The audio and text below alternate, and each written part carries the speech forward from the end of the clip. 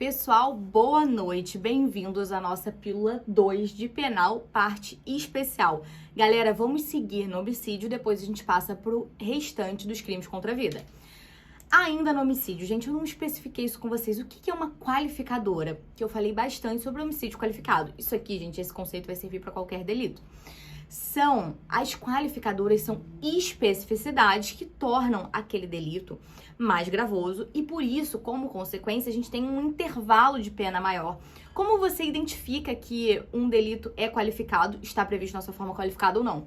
Quando a pena é prevista para ele, tem um intervalo alterado, a gente cresce aquele intervalo de pena. Exemplo, delito comum, a pena para qualquer delito, eu tô dando um exemplo aqui, é de 6 a 20 anos. E no delito qualificado, a pena é de 10 a 30 anos, ok? Isso é uma versão qualificada do delito, certo? São circunstâncias especiais previstas em lei. Gente, comunicabilidade das qualificadoras no caso de concurso de pessoas. Galera, as qualificadoras, se forem de ordem objetiva, em regra, elas vão se comunicar, vão se aplicar para todas as pessoas que participarem daquele delito, certo? As qualificadoras de ordem objetiva são qualificadoras quanto ao modo de execução, a forma de perpetrar aquele crime.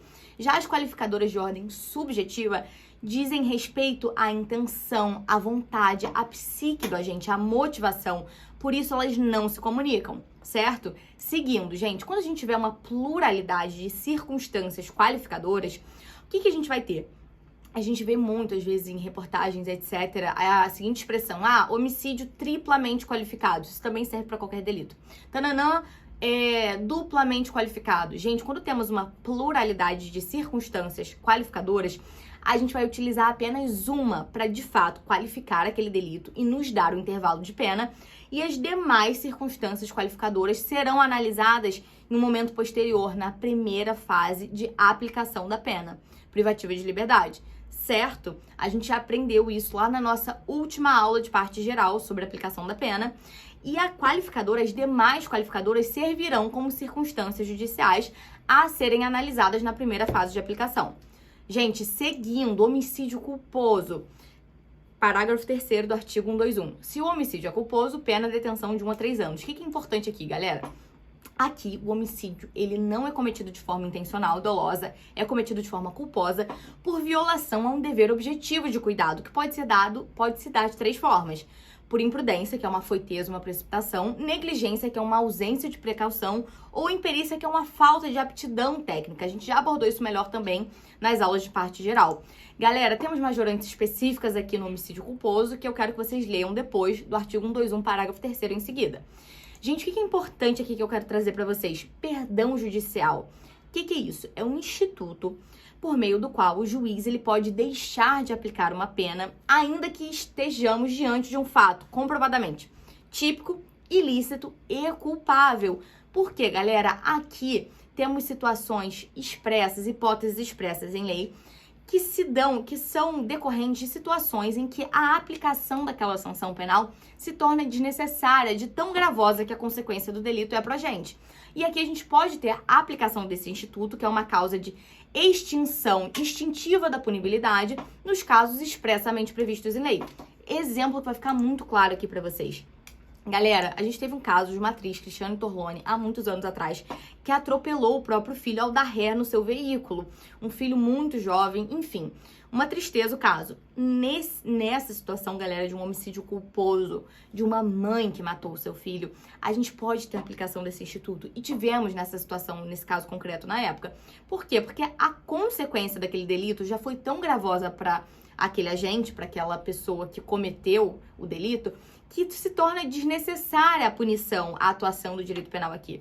Então, a gente não vai ter consequências penais aqui. A sentença que concede o perdão judicial é declaratória da extinção da punibilidade e não subsistem quaisquer efeitos condenatórios, certo? Isso está previsto na súmula 18 da STJ. Pessoal, próximo delito, próximo crime contra a vida. Terminamos o homicídio.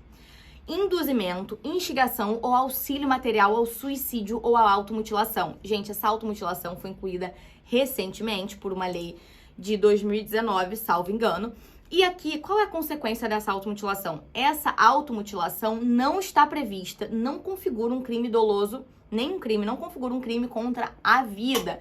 Por quê, gente? Isso aí a gente vai estar lá dentro das lesões corporais, beleza? Mas não é um crime contra a vida, porque não visa extinguir a vida, beleza? Então aqui, crime contra a vida, a gente tem induzimento, instigação ou auxílio material ao suicídio. Gente, o que é importante vocês saberem aqui? Primeiro, o suicídio em si não é punido, porque a autolesão não é punida pelo nosso ordenamento jurídico. Seja a tentativa de acabar com a própria vida, seja uma automutilação, uma autolesão de outros modos, não são punidos, tutelados pelo nosso direito penal, certo? Então vamos lá. Galera, induzir, a gente tem vários verbos aqui. Induzir é fazer nascer a ideia na mente do agente. Instigar, aqui a vítima já tem aquela ideia de acabar com a própria vida e o agente, ele instiga aquela ideia, ele bota pilha naquela ideia maléfica do agente, da vítima, perdão. E auxiliar aqui, galera, no sentido de prestar uma ajuda, um auxílio material para que aquele agente dê cabo, finalize com a sua própria vida, certo? E como é que se dá a consumação desse delito? Gente, esse crime é formal, não é necessário que advenha nenhuma consequência, nenhum resultado naturalístico, uma lesão, a morte de fato, para que esse delito se consume. Basta que o agente, o criminoso, instigue, auxilie ou induza aquela pessoa a acabar com a própria vida, certo?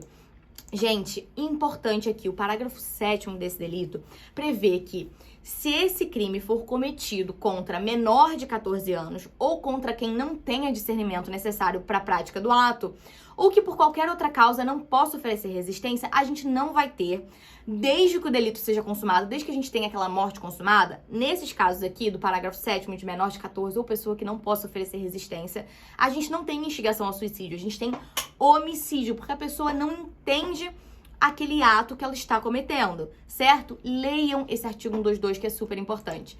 Galera, próximo, infanticídio. Matar, artigo 123, matar sob influência do estado puerperal o próprio filho durante o parto ou logo após, pena detenção de 2 a 6 anos. Galera, aqui o legislador explicitou que não basta o puerpério, a gente precisa de influência desse estado puerperal, certo? E o puerpério é uma situação que por conta de hormônio, por situações biológicas e até psicológicas, aquela mulher tem a capacidade de entendimento reduzida, beleza? Ela tem uma capacidade, ela tem uma confusão mental ali. Então, gente, esse puerpério é uma condição que temporariamente reduz o discernimento daquela mãe, certo? Aqui a gente tem um elemento temporal, que é durante ou logo após o nascimento. A gente vai analisar isso caso a caso. O meio de execução é um crime de execução livre. E um dos pontos mais relevantes é que aqui, galera, o sujeito ativo é especial. A gente tem um crime próprio, exige uma qualidade específica do sujeito ativo, que é a mãe, sob influência desse estado. A gente admite, entretanto, uma participação e coautoria nesse delito, porque não é um delito de mão própria, mas é um delito próprio, certo? E a consumação se dá com a morte, assim como no homicídio. Eu não explicitei isso com vocês, mas o homicídio se consuma com a efetiva morte. E aqui esse delito também, certo? Galera, aborto agora que eu quero entrar com vocês. Vamos lá. Pra gente finalizar, vamos falar sobre o aborto. Artigo 124 até 128 do Código Penal. Gente, o bem jurídico que é tutelado aqui é a vida humana intrauterina, até o início do parto, certo? A gente já falou um pouco disso lá no homicídio também. Galera, qual é o termo inicial aqui desse delito? Quando a gente considera que a gente já pode praticar um aborto? Prevalece na doutrina que o termo inicial, o início da gravidez, é a anidação, que é a implantação do óvulo na parede uterina, o óvulo fecundado, certo? Então vamos seguir aqui. Galera, a gente tem algumas hipóteses, 3 hipóteses no nosso ordenamento jurídico em que o aborto é permitido. É o aborto necessário, que é o aborto que é feito para salvar a vida da gestante. O aborto sentimental, que é o aborto que decorre, é a gravidez que decorre do estupro, também é permitido. E o aborto chamado de eugenésico, que é o aborto de feto anencéfalo. Essa hipótese foi admitida pelo STF, correto?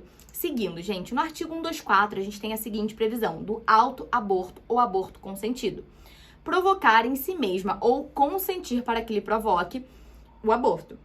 Pena, detenção de 1 a 3 anos. Galera, aqui a gente tem 2 partes, né? O sujeito ativo é a gestante. E nessa primeira parte de provocar o aborto em si própria, temos um crime próprio e de mão própria. A gestante precisa provocar em si própria esse delito, certo? O sujeito passivo é o feto. Galera, agora a segunda parte é consentir para que outro lhe provoque. A consumação aqui também se dá com a efetiva morte do feto. E aqui, gente, essa segunda parte, esse delito, a gente prevê 2 comportamentos, a gente pune 2 comportamentos. O autoaborto, que é um crime próprio de mão própria, e o aborto consentido, com consentimento da gestante, consentir para que lhe provoquem aborto. Gente, esse aborto com consentimento da gestante, a gente tem uma exceção à nossa teoria monista do concurso de pessoas. Por quê, galera? Porque, em regra, quando a gente tiver um concurso de pessoas, com pessoas concorrendo para o mesmo delito, a gente vai ter a prática de um único crime, mas aqui a gente tem 2 delitos diferentes. A gestante que consente para que lhe pratiquem um aborto vai responder aqui no 124, a segunda parte. E o agente que pratica o aborto naquela gestante responde pelo artigo 126 aqui do Código Penal. É um artigo diferente, beleza? Isso é uma exceção, isso pode cair na sua prova. Então, a gente tem esses 2 comportamentos aqui. No primeiro caso, naquela primeira parte, é um crime próprio e de mão própria. E na segunda parte é um crime próprio, porque precisa ser a gestante, mas não é de mão própria. Outra pessoa comete aquele ato, certo? Próximo, gente, aborto provocado por terceiro. Galera, vamos lá. Provocar aborto sem o consentimento da gestante é o caso mais gravoso de aborto aqui. É a modalidade mais grave. O sujeito ativo é qualquer pessoa, é um crime comum. E o sujeito passivo, é a gestante e o feto. A gente tem um crime de dupla subjetividade passiva, beleza? Necessariamente um número plural de vítimas aqui, certo? Agora, galera, última figura, o aborto provocado com consentimento da gestante. 126, eu falei lá pra vocês. Essa figura vai responder quem provocar o aborto com consentimento da gestante, o terceiro que provoca o aborto. Já a gestante que consente com esse aborto aqui provocado por terceiro, quando há seu consentimento, responde lá pelo 124, a pena é menor. Leiam isso, beleza? O que a gente tem aqui que é importante trazer para vocês? O parágrafo único traz o seguinte: aplica-se a pena do artigo anterior, que é a pena mais gravosa, do 125, que é o aborto sem consentimento, se a gestante não é maior de 14 anos, ou é alienada ou débil mental, ou se o consentimento é obtido mediante fraude, grave ameaça ou violência.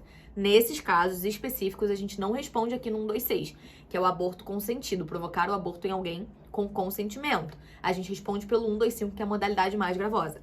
Galera, leiam esses dispositivos, leiam as penas combinadas com calma. A gente abordou aqui todos os crimes contra a vida. Obviamente não podemos detalhar tudo, mas deu pra gente dar uma boa visualizada na matéria. Galera, lembrando que os crimes contra a vida, quando dolosos, intencionais, são julgados pelo tribunal do júri. Próxima aula, entraremos nas lesões corporais e eu espero vocês.